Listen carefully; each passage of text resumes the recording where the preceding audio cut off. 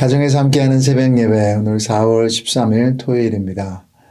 오늘도 주님 말씀과 시작함으로 주님과 동행하는 하루 되기를 원합니다.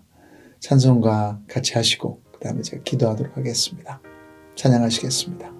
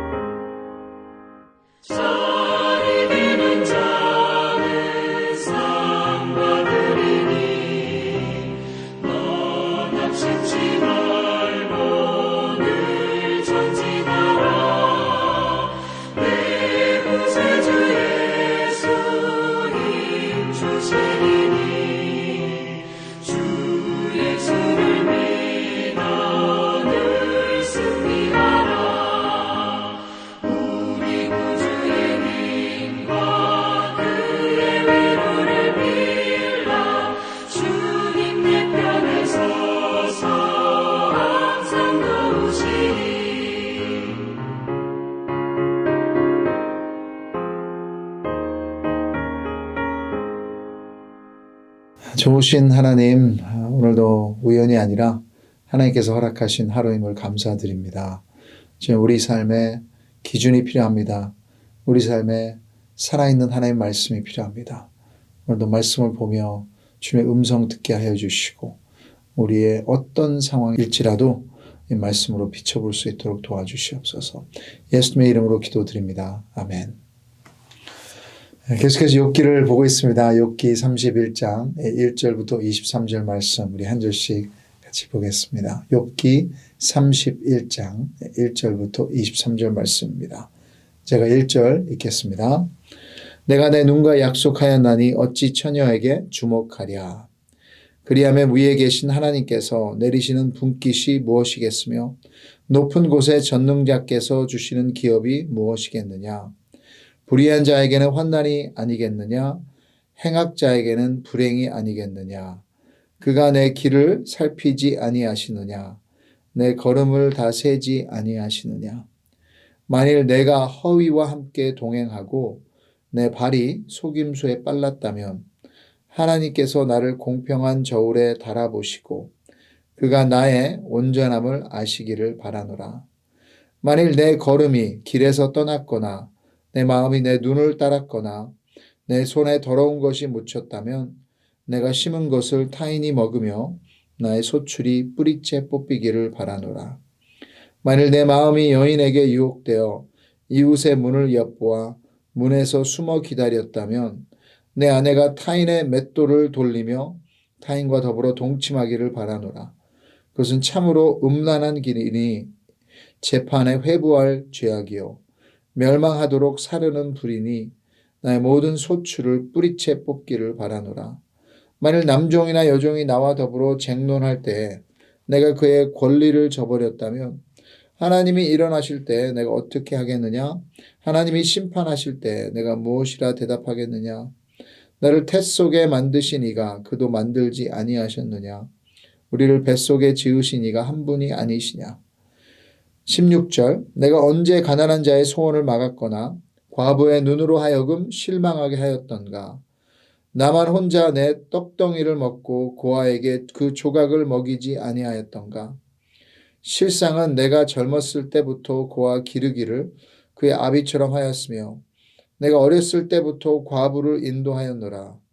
만일 내가 사람이 의복이 없이 죽어가는 것이나 가난한 자가 덮을 것이 없는 것을 못 본 채 했다면 만일 나의 양털로 그의 몸을 따뜻하게 입혀서 그의 허리가 나를 위하여 복을 빌게 하지 아니하였다면 만일 나를 도와주는 자가 성문에 있음을 보고 내가 주먹을 들어 고아를 향해 휘둘렀다면 내 팔이 어깨 뼈에서 떨어지고 내 팔 뼈가 그 자리에서 부스러지기를 바라노라.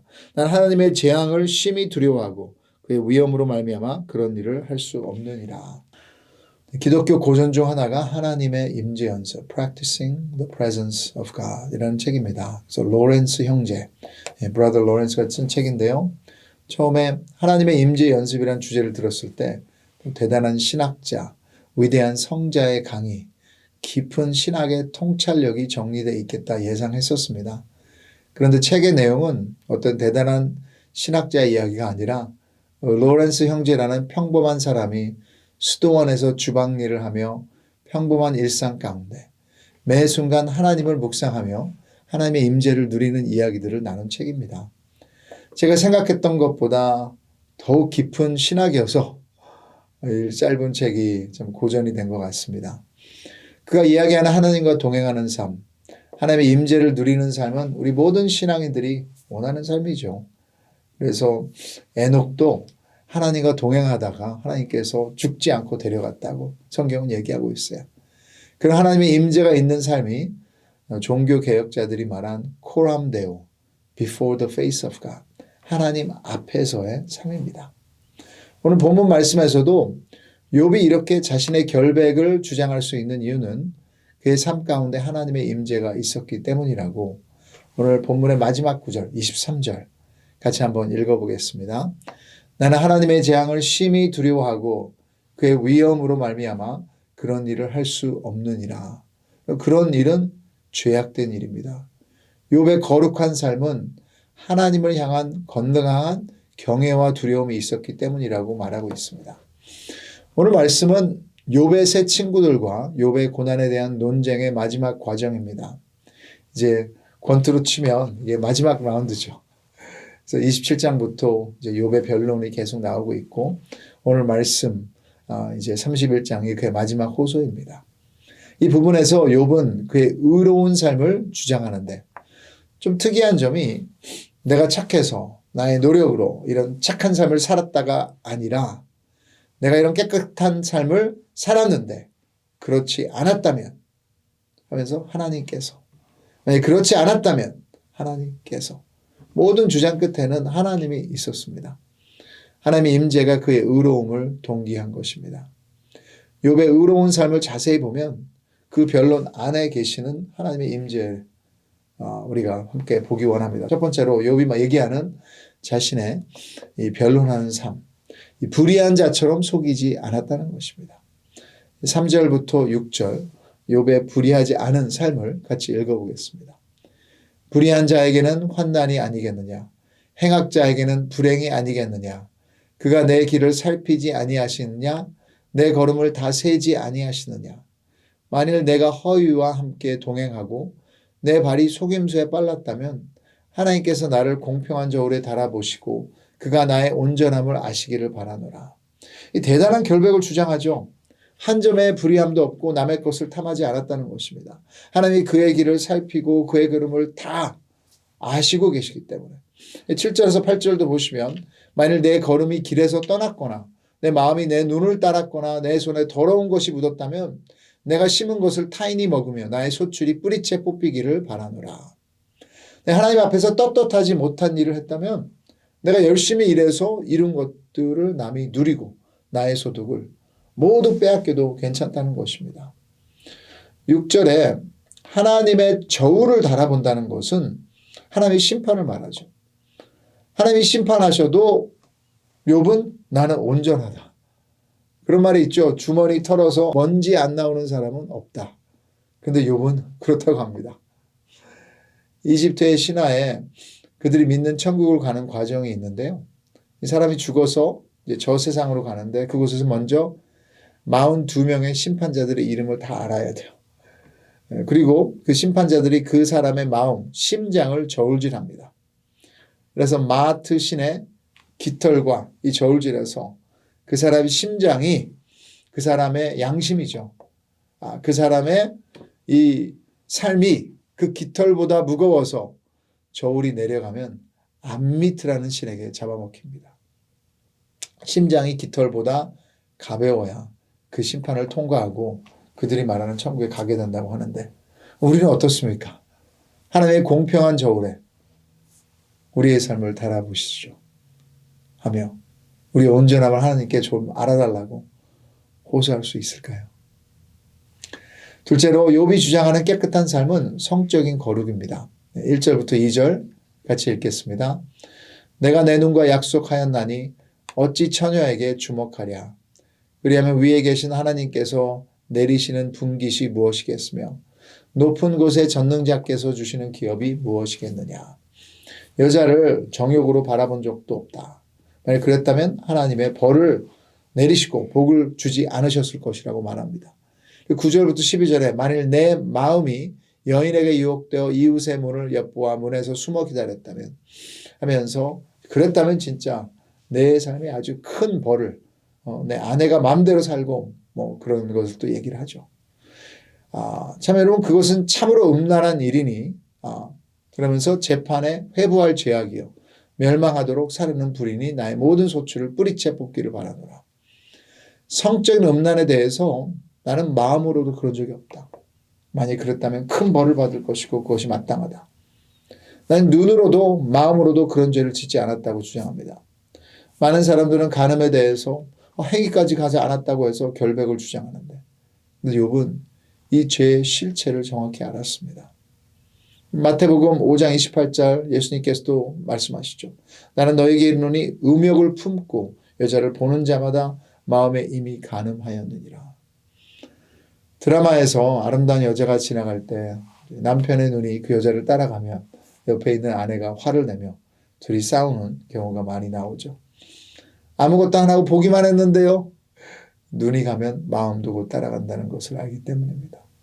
더 나아가서 요즘 미디어 시대이기에 우리 집안에서 차 안에서 아무도 보지 않는 곳에서 우리 핸드폰으로도 너무나 쉽게 눈과 마음으로 성적인 죄를 범할 수 있는 시대에 살고 있습니다. 어느 누가 이 부분에서 완전히 깨끗하다고 할 수 있을까요?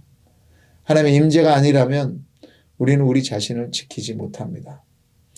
세 번째로 욥의 변론을 보면 약자를 차별하지 않고 공정하게 대했다고 주장합니다. 13절부터 15절 같이 읽겠습니다. 만일 남종이나 여종이 나와 더불어 쟁론할 때에 내가 그의 권리를 저버렸다면 하나님이 일어나실 때에 내가 어떻게 하겠느냐? 하나님이 심판하실 때에 내가 무엇이라 대답하겠느냐?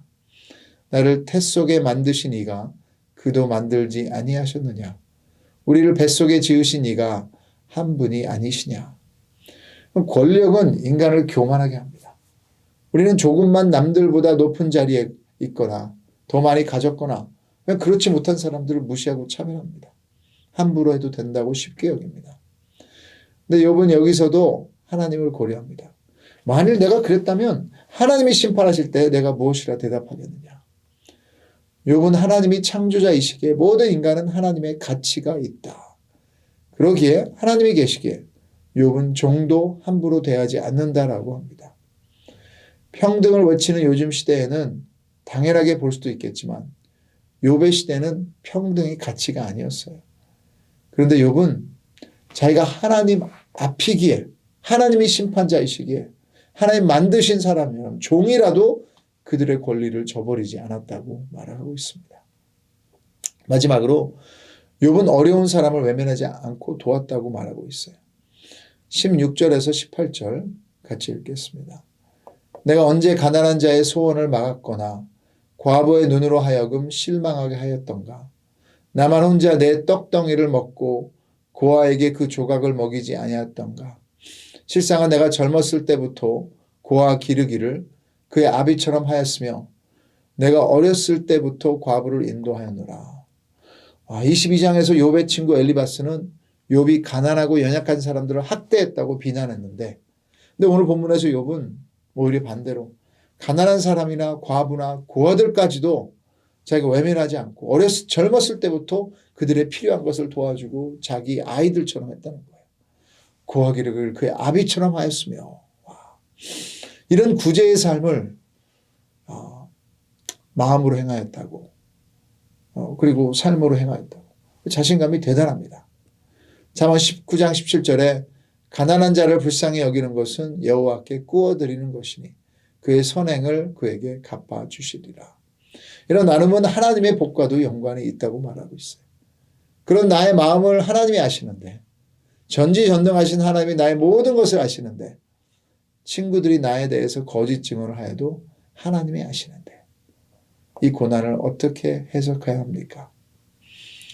욥은 친구들의 공격에 변론하는 동시에 하나님께 항의하고 있습니다. 그럴만도 하죠. 자, 이런 욥의 삶을 보며 우리는 어떤 적용을 할 수 있을까요? 그냥 두 가지만 생각해 봤습니다. 그래서 저는 이런 의로운 삶, 선한 삶, 거짓이 없는 삶, 순결한 삶, 약자를 위하는 삶, 나누는 삶이 우리 크리스천 삶의 목표가 되어야 합니다. 에베소서 2장 10절 같이 읽어보실까요? 에베소서 2장 10절. 우리는 그가 만드신 바라 그리스도 예수 안에서 선한 일을 위하여 지으심을 받은 자니 이 일은 하나님이 전에 예비하사 우리로 그 가운데서 행하게 하려 하심이니라. 크리스찬이 되고 나서 이런 선한 일을 위하여 삶을 우리가 부르심을 받았기 때문에 삶을 살아야 돼요. 가정에서, 학교에서, 직장에서, 사회에서 혹시 우리 입이 거짓을 말하고 있지는 않은지, 불의를 도모하고 있지는 않은지, 우리 그냥 식당에서라도 그 일하시는 분들을 어떻게 대하는지, 이 하나님의 공평한 저울에서 많이 기울고 있지는 않은지, 우리 눈과 마음에 음란한 것을 품고 있지는 않은지, 약한 자들을 함부로 대하고 있지는 않은지, 내 것만을 챙기는 삶을 살고 있지는 않은지 항상 마음을 점검하고 회개하기 원합니다. 저희 아들 중 한 명이 6학년 때쯤 사춘기 시작하며 하루는 아이패드에서 야한 여자 사진을 검색하다가 엄마에게 들켜버렸어요. 그래서 아내가 그냥 놀라 자빠졌어요. 너무너무 힘들었다. 그래서 아들 가지신 어머니들 동일한 경험이 있으실 수도 있는데요. 그래서 이제 제가 아빠로서 이 성에 대해서 우리 아들과 같이 대화를 했었습니다. 너 나의 호기심 충분히 있을 수 있다. 아빠도 그랬다. 하지만 그렇다고 괜찮은 것은 아니다. 왜냐하면 성에 대한 하나님의 분명한 기준과 계획이 있기 때문에 아들과 또 진솔하게 대화할 기회가 있었습니다. 하나님의 기준을 추구하는 삶이 의로운 삶입니다. 어느 누구도 그것을 완벽하게 지킬 수는 없지만 그렇다고 해서 거룩을 무시해서는 안 됩니다. 크리스천은 거룩해야 돼요. 그럼 부부의 목표도 거룩입니다. 고난 가운데도 여러분 그냥 내 마음대로 가는 것이 아니라 고난에도 거룩의 기준을 찾아야 돼요. 마지막으로 욥이 그렇게 할 수 있었던 가장 큰 이유는 하나님 앞에 있었기 때문입니다. 하나님의 임재를 연습했었기 때문이라고 말씀드렸죠. 욥의 의로움의 동기는 분명했어요. 하나님의 벌, 심판, 아니면 하나님의 복, 무엇이든 하나님이 이유였어요. 부모님이 지켜볼 때 뻔히 알고도 나쁜 짓을 하는 아이는 없을 것입니다. 아무도 보지 않는다고 생각할 때 슬쩍 장난감도 훔치고 친구를 때리고 하는 것이죠. 근데 현실은 사람의 시선은 피할 수 있어도 오늘 우리의 마음을 보시고 계신 하나님의 시선은 피할 수 없다는 것입니다. 그래서 우리는 항상 언제 어디서나 오늘 하루 종일 하나님의 임재를 연습하는 적용을 하기를 원합니다.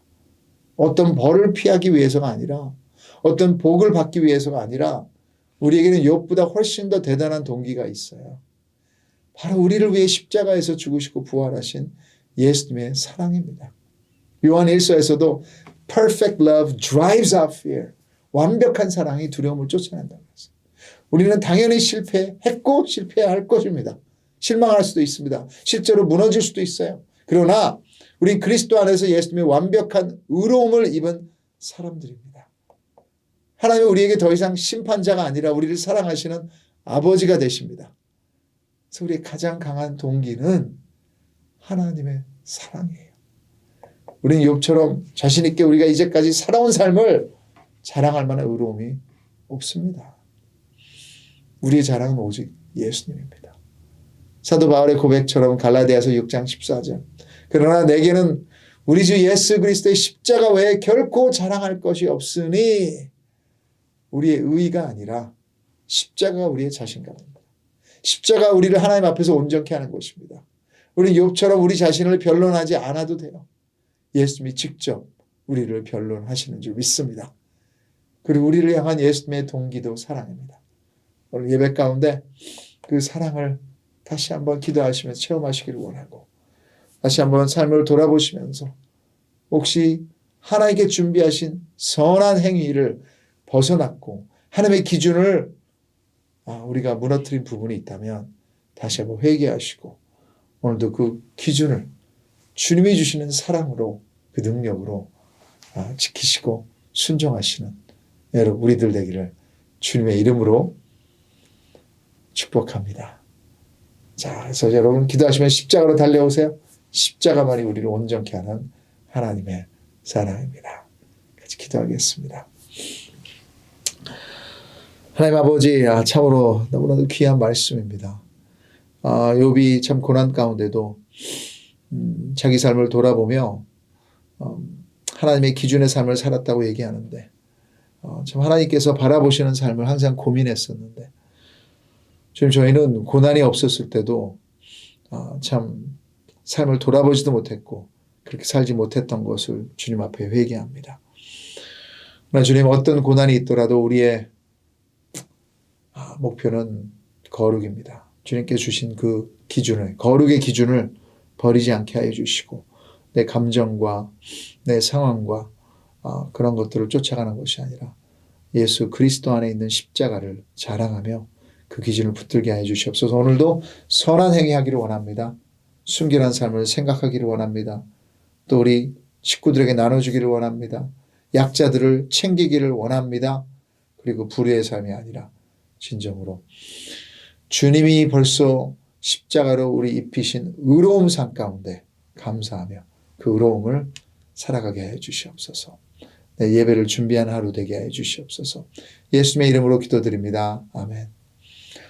네, 오늘도 주님과 동행하시고 주님의 임재 앞에서 하루 살아가시고 내일 예배 가운데 뵙겠습니다.